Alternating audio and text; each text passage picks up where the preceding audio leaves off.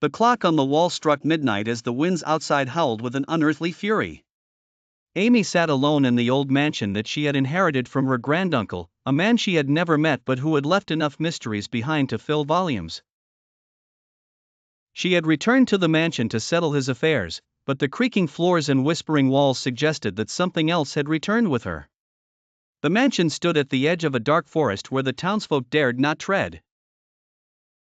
They spoke in hushed tones of the shadows that roamed the woods, shadows that would vanish if you tried to follow but would haunt your dreams. Amy had never believed in such stories until she moved in.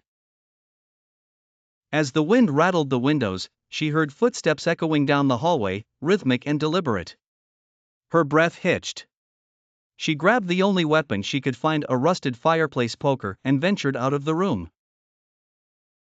Each step she took seemed to amplify the pounding of her heart.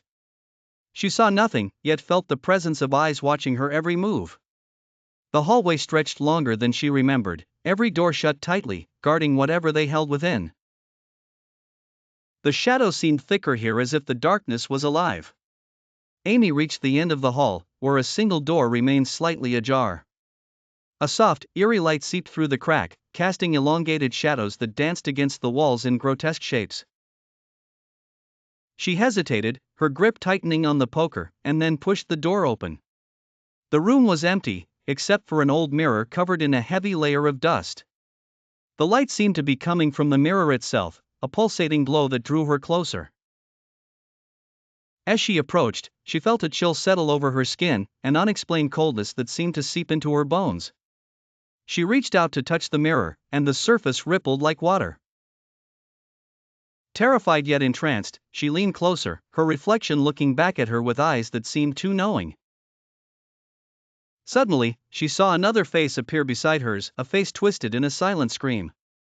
Amy stumbled back, dropping the poker. The face in the mirror contorted and began to speak, though no sound came out. It mouthed 3 words, "He's still here." Panic gripped her as the room grew colder, frost creeping up the walls. Shadows poured from the mirror, filling the room with a darkness that swallowed the light.